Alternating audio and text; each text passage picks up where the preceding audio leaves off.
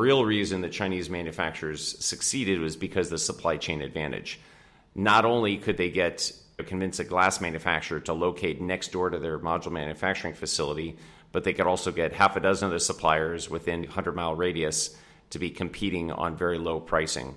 On June 23rd, the day we're recording this podcast, Bloomberg ran a story indicating that the White House was planning to, quote, block some solar goods made in the Xinjiang region.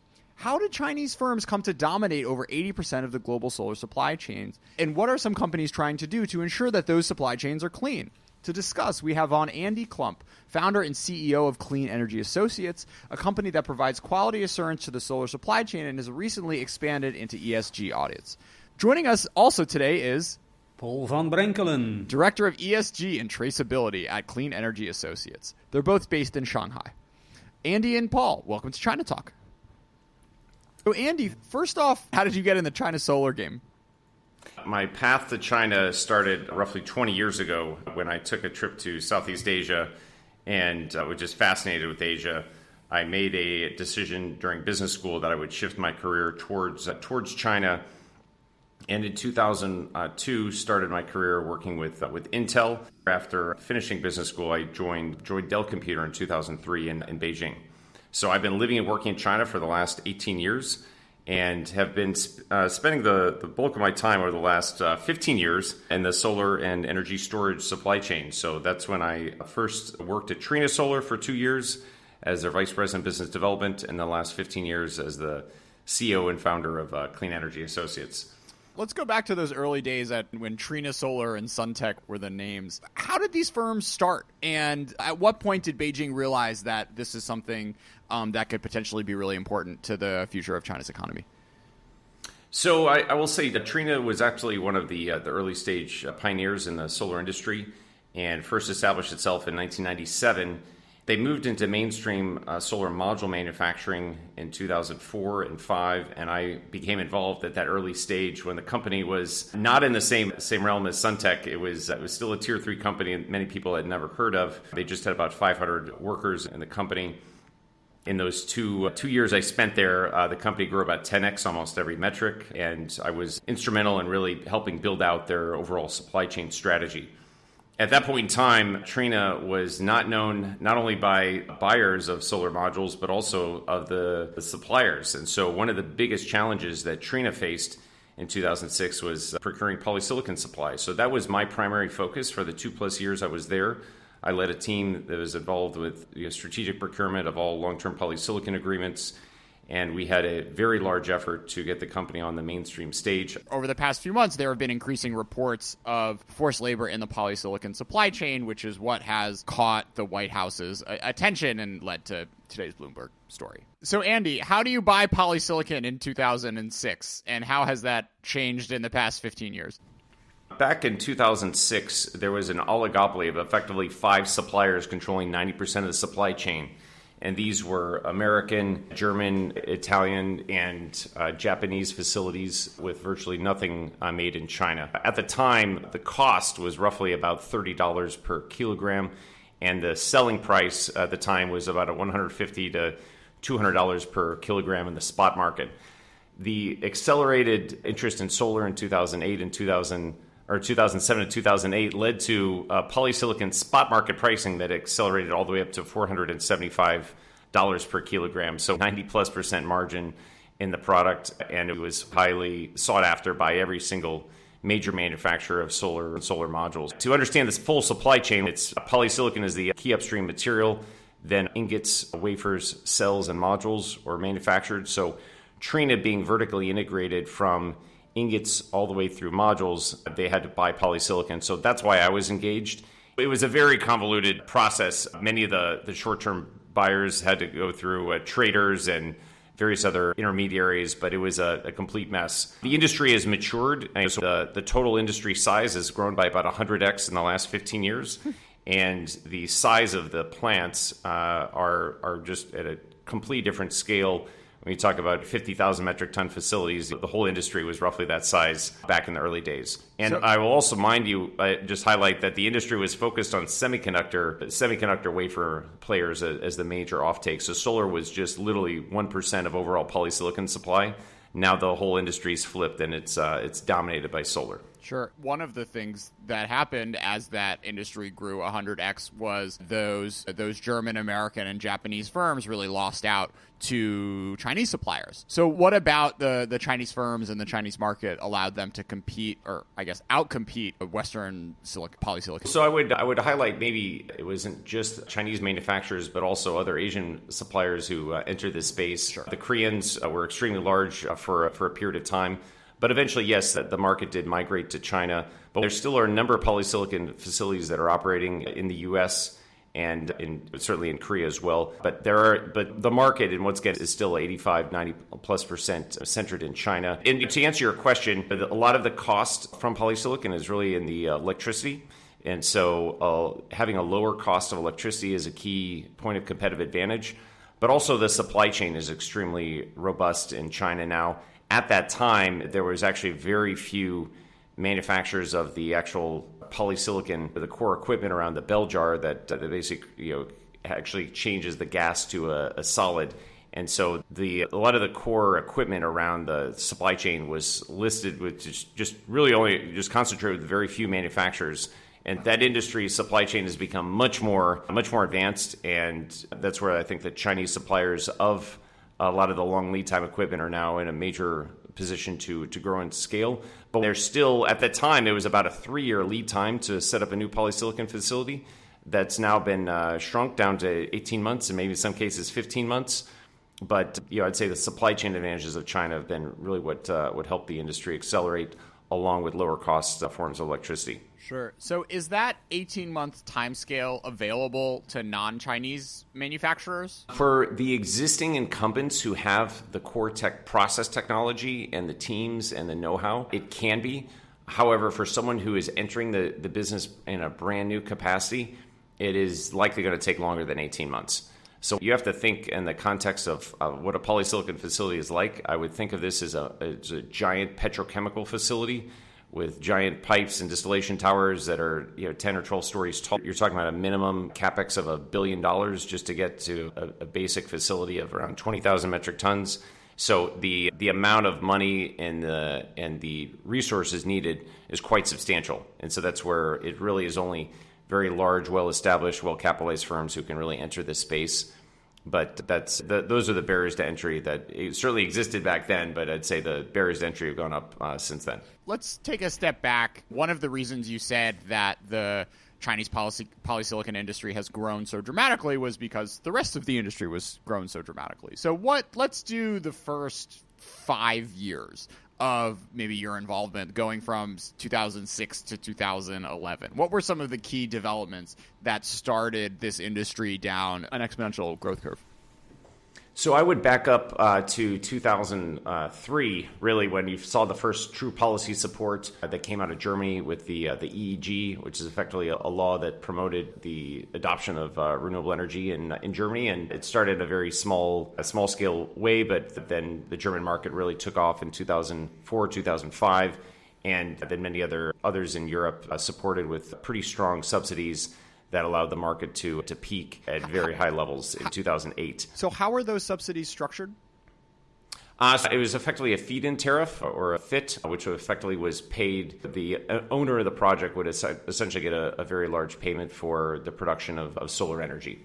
And so these are for the developers of the systems, the solar systems, or the rooftop owners. But that solar module benefit, once again, went throughout the whole value chain and caused massive growth of the industry, particularly during the 2005 to 2008 era. And then going into this 5-year time horizon you were suggesting, to 2011, there was then a massive drop with the global financial crisis in 2008 and early 2009. The industry fell off a cliff.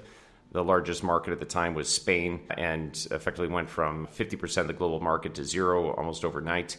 And then the market rebounded once pricing dropped, and that's where polysilicon pricing I mentioned was at $475 per kilo at the peak, and then dropped all the way down to roughly to $100 per kilo back in 2009 and 10. And then all of a sudden, the growth in Italy in 2011 actually took the polysilicon pricing back up to the mid 100s, and there was a resurrection of higher priced polysilicon. But since 2011 until now, or I should say in early 2021, pricing dropped quite dramatically, and that's where pricing effectively dropped like 95% over that period.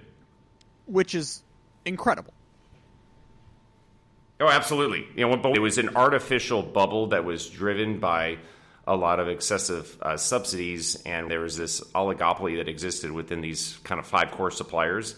And so with limited supply and limited expansion, it led to this aberration in pricing. Once there were new players that jumped into the industry in 2007 and 8, led by the Koreans, but then the Chinese players, some major players like GCL got into business, then the market started to correct.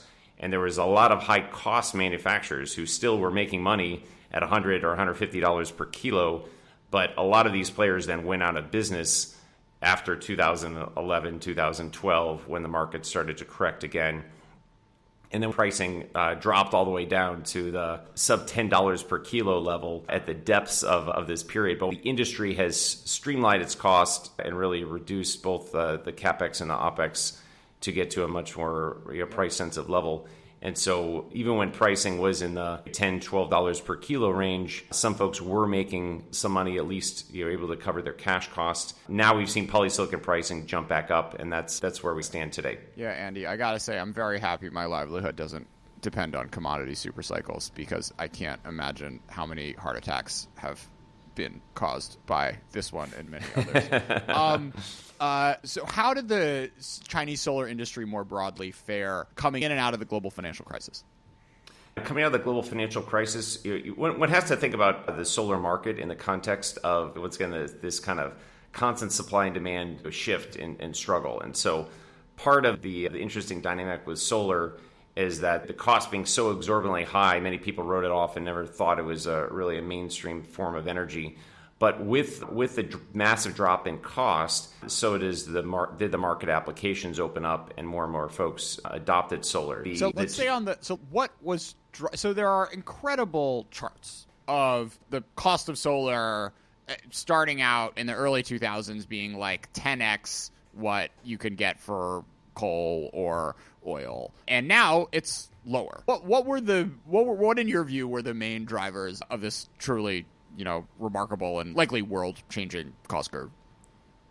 So if I look back in my early days at Trina, 2006, 7, and 8, during that period, polysilicon was responsible for over 90% of the cost of the solar module. Gotcha. And so when all of a sudden your core commodity then drops in pricing by over 95%, then a lot of other things start to become more important. And so then the other components of the solar module involving EVA, backsheet, the non-core silicon substrate, which is derived from polysilicon. Then some of these other components became a higher point and attention. Once again, silver paste is also one of the key components that's on the solar cell. But over the course of the last 15 years, all of these components have gone through massive pricing pressures, and that's where the overall China supply chain advantage has really helped to allow the industry get to a cost level that makes it appealing for many forms of energy. So you're absolutely right. Solar used to be 10x the cost of coal, and now solar on a non-subsidized basis is actually less expensive than many forms of thermal energy. So the positive silver lining in all of this is that the market for solar has grown massively. Just to show the 100x number, I was not joking. At the time I entered the industry, it was 1.6 gigawatts for the entire global industry, and now here we are, more than 160 gigawatts. So that's what's led to the growth. We talked about the sort of German subsidies to kick off the industry in the early 2000s.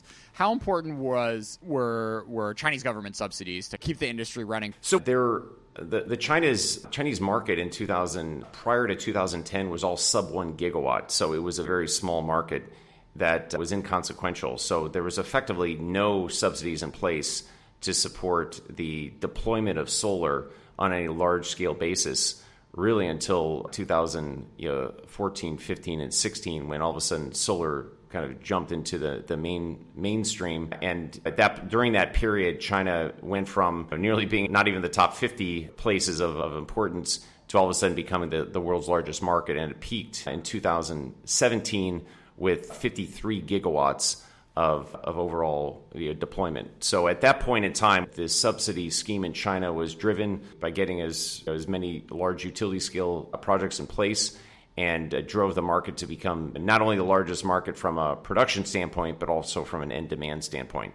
The global financial crisis specifically was not as detrimental in 2008 and 2009 as what one would expect. Many manufacturers did not go out of business as thought. There was not a massive consolidation in the industry.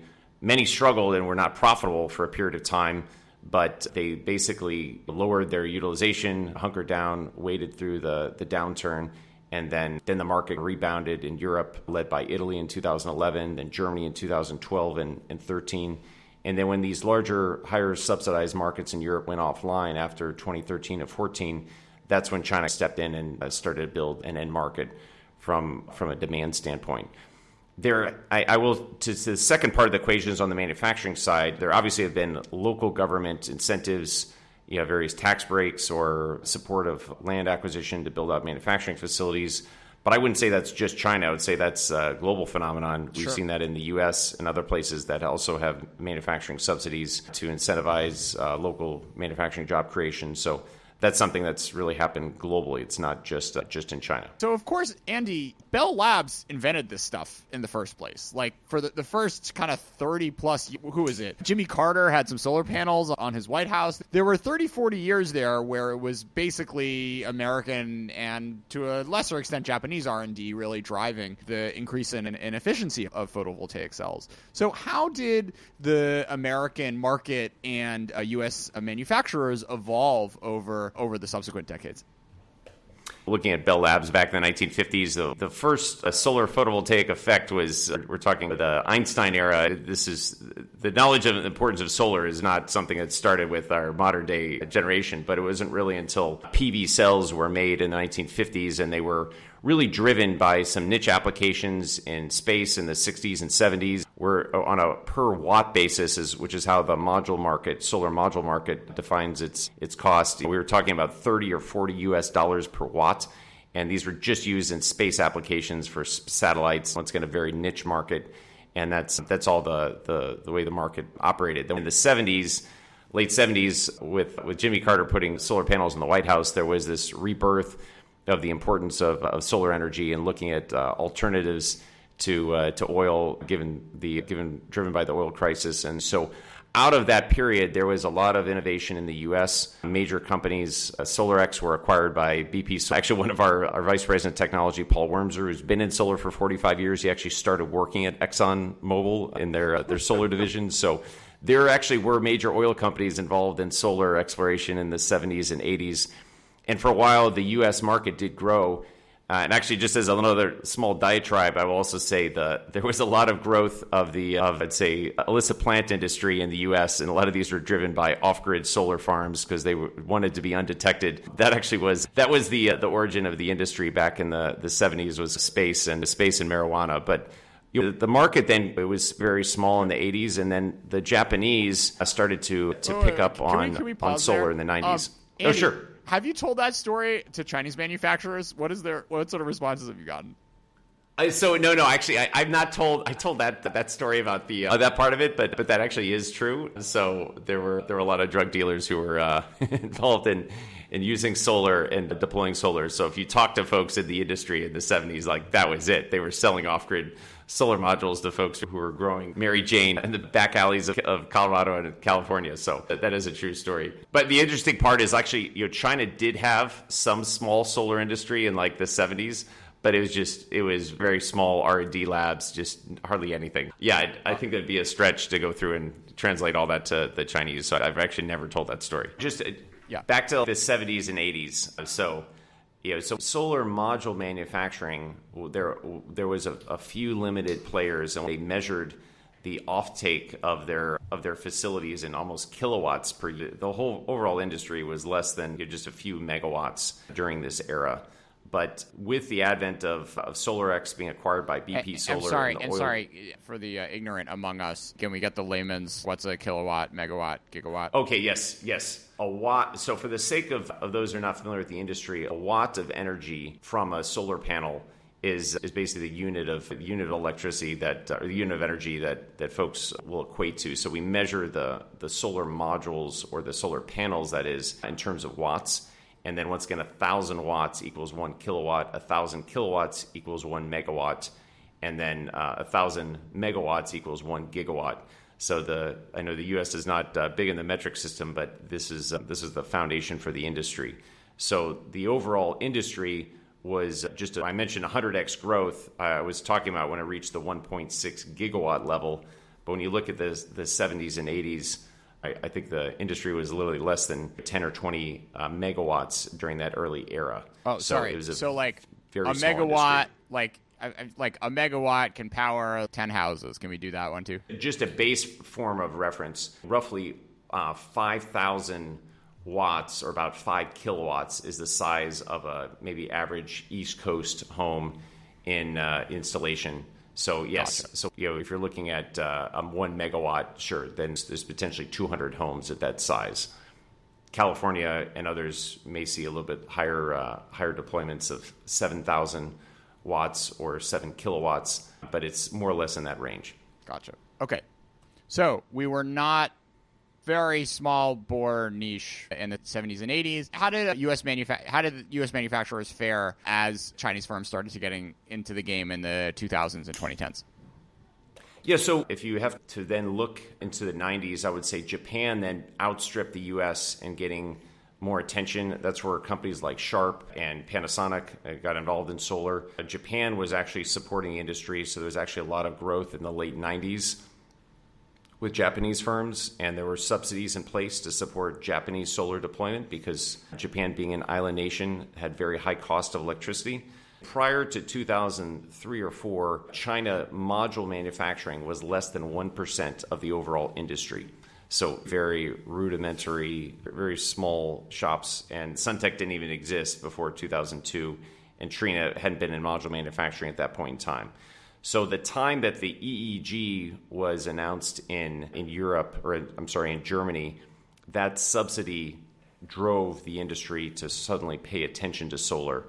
And once Suntech went public on the New York Stock Exchange in 2005, then everyone realized, hey, there are firms that can go make money at this. And for a while, Dr. Shi Zhenrong, he became a multi-billionaire in China, and then everyone said, hey, I want to do that too.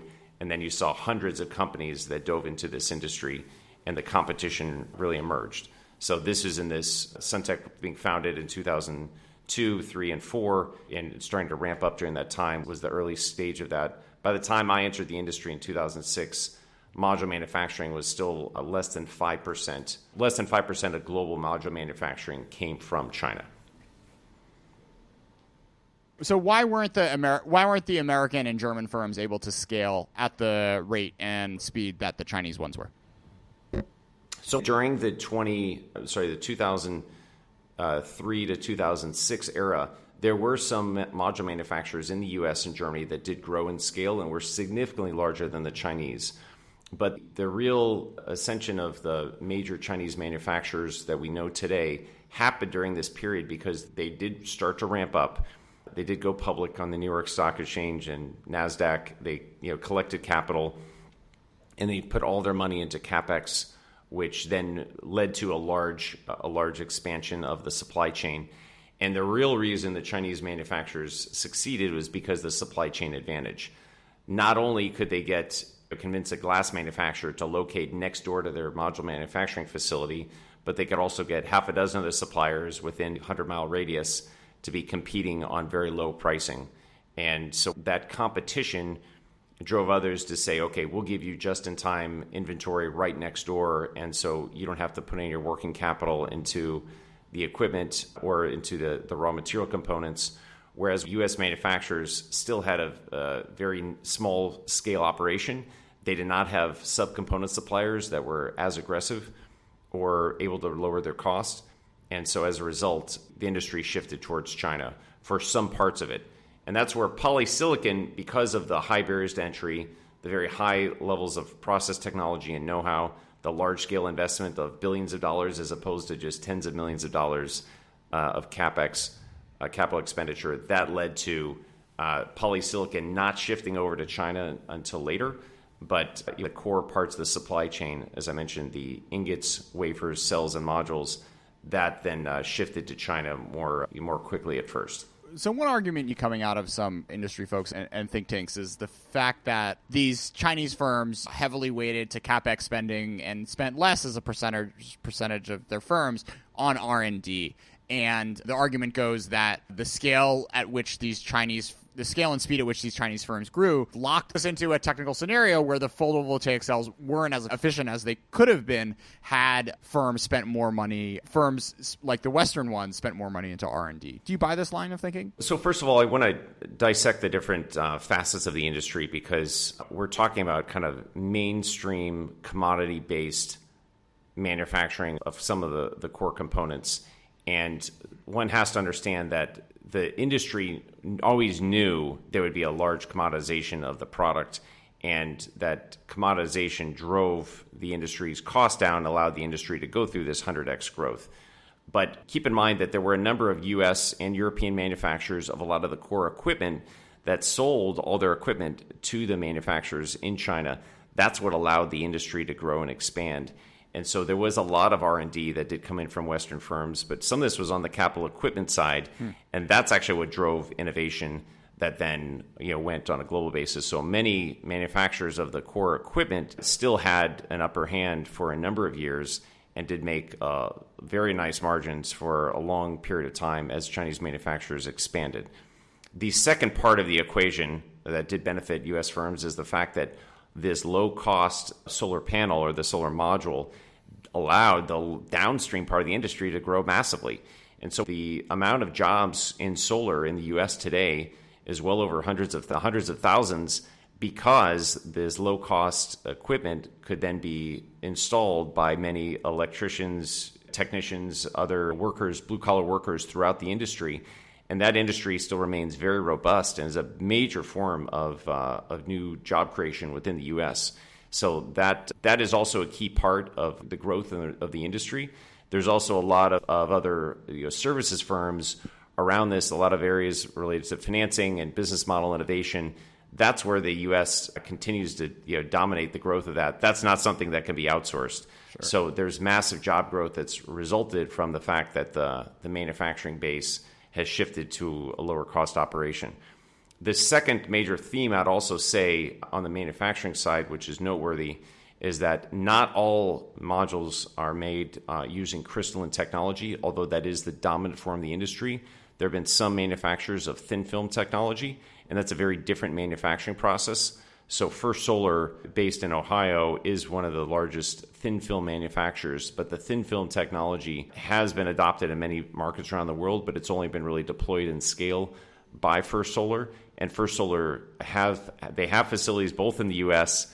as well as in Malaysia and also in Vietnam. So they have actually grown both with Asian-based facilities as well as the U.S.-based. So it's important to note there still are some manufacturing jobs that are happening in the U.S., and there's other smaller mid-sized firms that are involved in solar cell and module manufacturing that do exist in the U.S., and some of those have been Asian-based firms. So companies like Hanwha and Jinko Solar have also invested in Georgia as well as in Florida with U.S.-based manufacturing facilities. So there still is a niche for some folks to manufacture in the U.S. as well. Andy, you spent some time in the semiconductor industry. What parallels do you see in terms of China building up fabs and whatnot from the solar to the chip space? There are a lot of parallels, and there have been a lot of shifts from the semiconductor industry into solar. The industry core technology, it does require a pretty dynamic supply chain, but there's a lot of innovation and ongoing R&D that's needed. But I would just say the core, where the technology differs is the level of complexity in solar is not nearly as sophisticated as what the semiconductor industry is. So that's where the barriers to entry arguably are much smaller on the solar side. So while there are a lot of parallels with respect to Moore's law and the doubling of capacity equates to lower manufacturing cost, and a lot of that industry and economies of scale, or industry growth and economies of scale have been achieved, and they're going to continue to be achieved. I would say there is some limitation because the core technology is also quite different. But that's where I think a lot of companies who have been very large, even companies like Intel, tried to get into this space. GE was in the module manufacturing space for a while.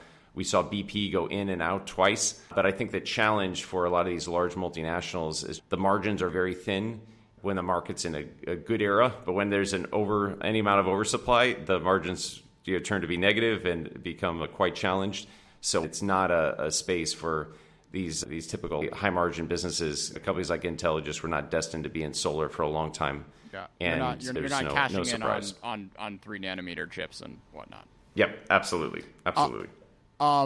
Coming to today's news. First off, let's do some context on Clean Energy Associates. What do you guys do, and how are you, and how has the sort of supply chain verification work you guys done connected you to today's news?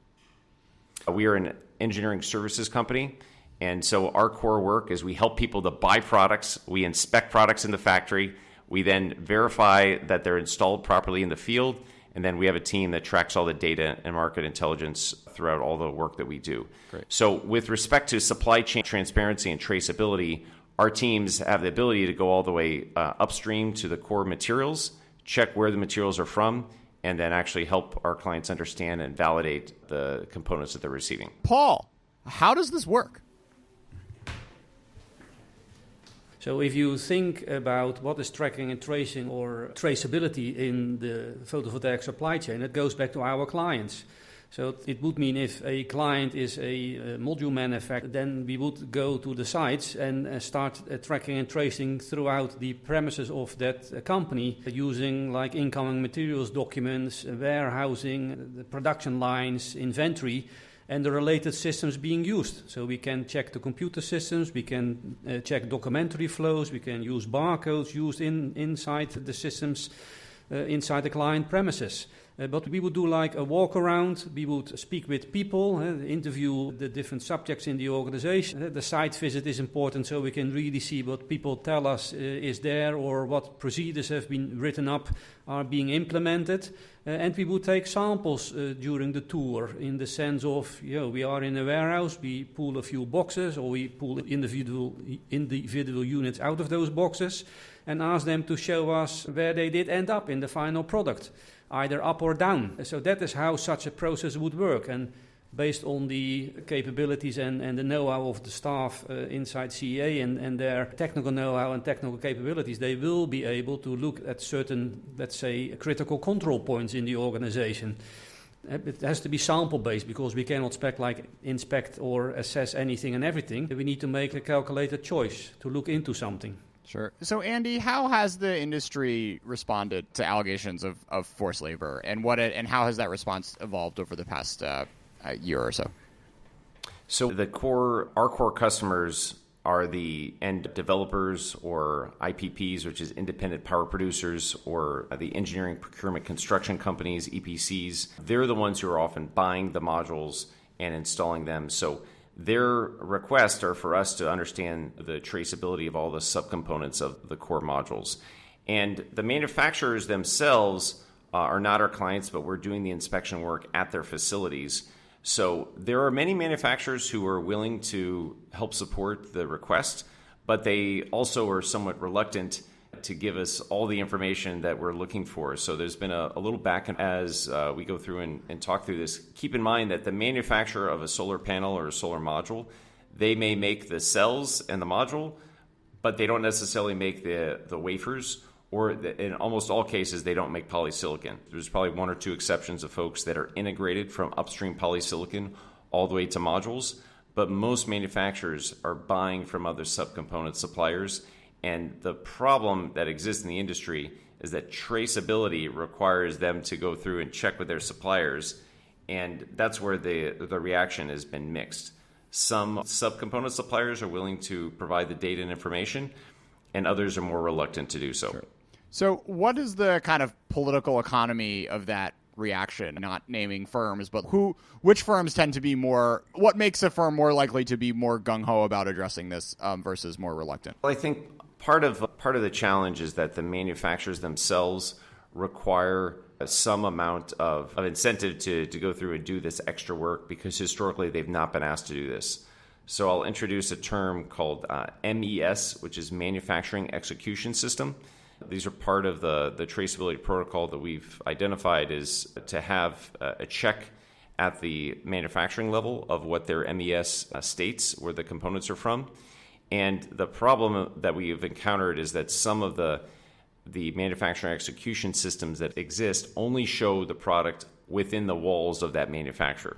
So that may be the cells and the modules, maybe it's all the way to the wafers or the ingots.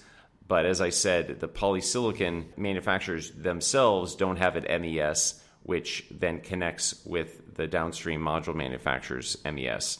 So the polysilicon manufacturers themselves don't have the system in place, but they're willing to go through and do this in some cases, but they also want additional support in terms of the cost because it does require more work on their side. So one of the gaps is that we've been hearing that these suppliers are asking for more money to do this traceability work. I would also paint this in the picture that the large majority of the industry does happen in Xinjiang. We're certainly aware of that.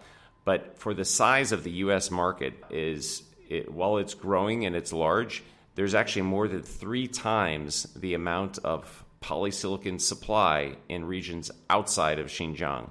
So that's areas like Inner Mongolia, Sichuan, Qinghai and other provinces. They have polysilicon which can meet more than 3x the size of the U.S. market demand.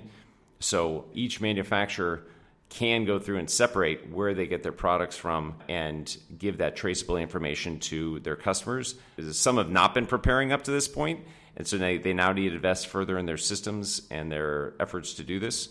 Others have been doing this traceability work, but there is additional cost to installing these systems and operating them. So it's doable, and it's annoying to create 2 streams of one with Xinjiang polysilicon, presumably for domestic Chinese consumption and rest of world consumption, and then another one for the U.S. And the cost increase is not going to make solar more screw up like solar economics more broadly, but it's a question of a few cents of who is going to end up footing the bill. Correct. There are some numbers that could be anywhere from 1 penny a watt to 2 or 2.5 pennies a watt. The question really is what's the scale at which this is done, and how many folks are requesting certain items, and what the depth of those requirements are. So a lot of this is something that the industry is working through right now. But that anywhere from a 4 to 10% price increase is a substantial uptick in cost. And particularly now in the industry, as there have been cost increases in polysilicon already, as well as logistics cost, it's a big price increase that many buyers are unwilling to take as well. The clients of CEA are the developers, IPPs, EPCs, and the financial institutions. So those are the people who contact CEA to deliver those services related to traceability, for example, Jordan. What is a solar developer? A solar developer is much the way that one thinks about real estate development. A solar developer is someone who secures land. They have to secure the permits. They have to have all of the proper steps to ensure that a solar farm or a solar plant can actually be installed at a certain location. But that developer is effectively putting that whole financing package and delivery package together to allow energy for the solar modules to be installed into a system that then produces energy to an off-taker. And that's anyone who's consuming energy. That's where you see large corporates like Google, Amazon, many others that want renewable energy from solar. They're working with developers to meet those needs. Sure. So it may not just be the U.S. which ends up taking some action in regards to Xinjiang and polysilicon. How do the dynamics change if more OECD countries end up signing up for some sort of import restrictions? So there are certainly a number of other geographies that are interested in this inquiry, and so many European customers who are developers and independent power producers are asking for our traceability work as well. But the legislation in the U.S. is really focused on, I think, is a little bit ahead at this point. So I think the U.S. is likely to happen first. But then you're absolutely right. Europe and other regions are also likely to follow suit.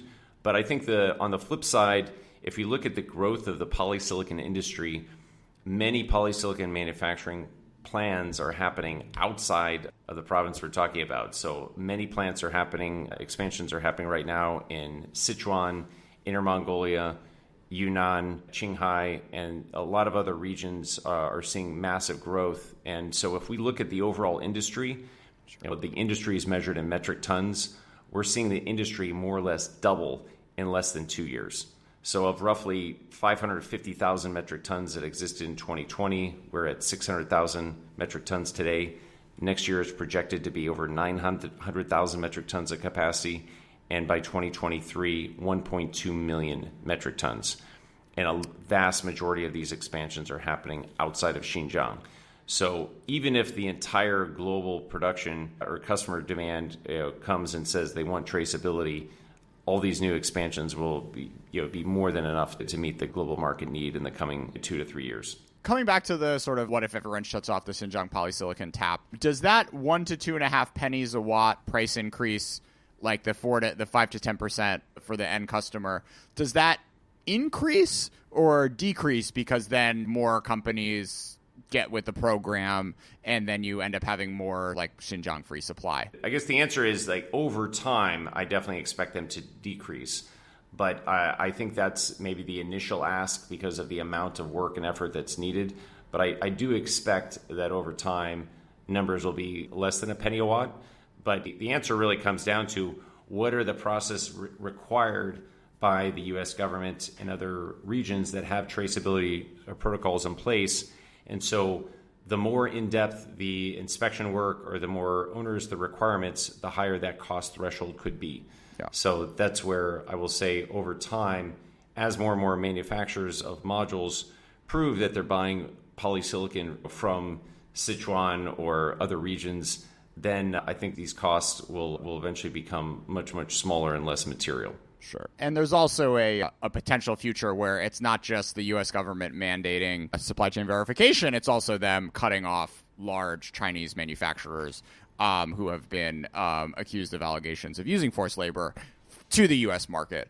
And I imagine when, again, this is speculation, but once you pick a handful of enormous, of really large Chinese players in the supply chain, then the sort of like end cost to the U.S. customer ends up increasing much more than just doing the verification. Correct. So it's not that all these costs are borne in terms of the verification costs. It is also what is the investment in the system and the internal resources needed to execute some of this work. Many of these manufacturers are very well versed in these type of topics. This is not the first time there's been a regulatory change. If one looks back to the Obama administration, as early as 2013 and 14, there were a variety of tariffs in place on solar. The industry had to adjust and adapt. There's a lot of paperwork and other legal and other regulatory preparation that's needed. So all these manufacturers will bear a lot of cost on how they prepare and develop their systems to meet the market need. So those are also factors that play in this broader equation. But also understand there's sensitivities as well. The Chinese government has stated that manufacturers should not be adjusting their systems based on other government states. And so there is a period where there's a little bit of a stalemate where manufacturers can't openly acknowledge that this is their change of approach. They're also abiding by Chinese regulatory rules, but obviously they also want to abide by American regulatory rules. But these are all private organizations that have a business interest in trying to meet the needs of the market. There are solutions that are needed, but some of this is based on what regulatory frameworks and requirements are coming out.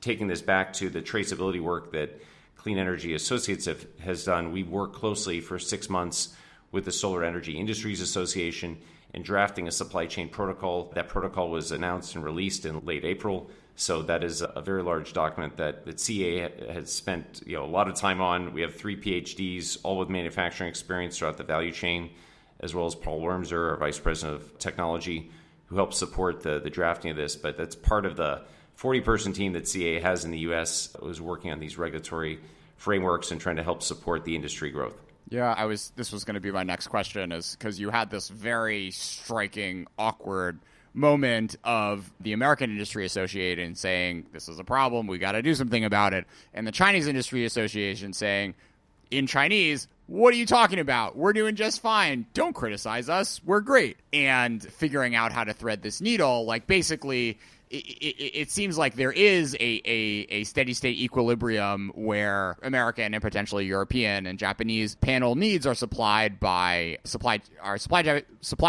chains which don't go through Xinjiang, but that is contingent on the Chinese government letting these firms make the sort of adjustments that are going to be required for Western capitals and consumers to feel comfortable buying this product. Yes, no, absolutely. It is an unusual circumstance, and there's a lot of reluctance by either side to back down. But there's effectively a different view on terms of labor practices, what one considers to be ethical or acceptable versus others. And so that's where there are some macro differences of opinion. Everyone is very clear. They want to have growth in the solar energy industry. There's no doubt about it.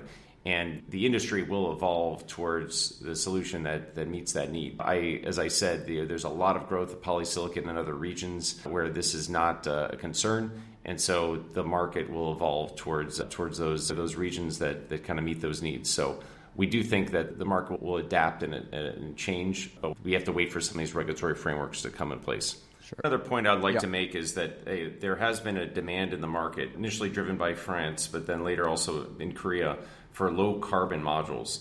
And so a number of manufacturers have adjusted their supply chain. They've sourced ingots and wafers from Norway and other locations that have low carbon footprint or that are powered by hydro. So just as an example, like that has been a policy that's been out there for several years, and a number of major manufacturers shifted and they're able to sell their products at a premium to those markets that have that low carbon content requirement. So just another facet of ESG is certainly right there in terms of carbon content. So I think it's a great example of how the industry will shift and migrate to the solution that's needed by the market. This is man's world, but falling for you. Man's world, but falling for you. 想摘下星星给你，摘下月亮给你，摘下太阳给你，你想要我都给你。摘下星星给你，摘下月亮给你，摘下太阳给你，你想要我都给你。有时候你会烦恼丧气，满脑想着放弃，让我无法放心 girl， 总爱胡思乱想，说我有所隐藏，让你感到伤心 girl。 明明那么了解彼此，却还一次一次产生误会，但无法放开一只紧扣的双手，抚平伤口，因为相信 girl。 或许是以前都拥有过，现在更珍惜，或许是以前都痛苦过，才不想分心，没有半点做作，没有半点虚伪，只要耐心体会，你我相互依偎，相互意会，感受心扉感，这难能可贵的机会。我不会像任何人一样对待你，我用我自己的方式用心爱你，再没有人像你一样让我动心，再没有人有你一样迷人声音。This is a man's world, I'm falling for you. Man's world, I'm falling for you. 现在他们所有人都恨着我对你的爱，做新酿造都不断被放纵，不明白这些情况到底算好或是坏。喜忧参半吧，毕竟我们霸占整个夏天，更因为烂大街，生活变得更好，这是跟以前的差别。好多人想巴结我们的烦恼，很少能够发现我们的户外空间几乎都被瓦解。发生太多改变，从一无所有到现在闯荡在外边，赢过曾经遭受的白眼，但我们一起开演，得到了冠军牌匾。高处不胜寒，但我想跪在坚守。最开始的念头不正是为了表达爱而忘情的演奏，感恩的是你与我同在 girl， 幸运能够被你保护拥戴 girl， 就算我做的音乐现在让更多人心潮澎湃，爱你的状态就从来没有更改 girl。 星星月亮太阳都不够表达我对你的善意，感激真不够，我会用心堵住所有的出口，守护在你身边，绝不让你离开独奏。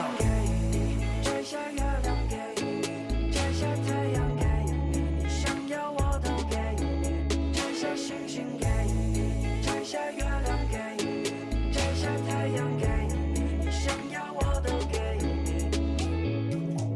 This is man's world, I'm falling for you.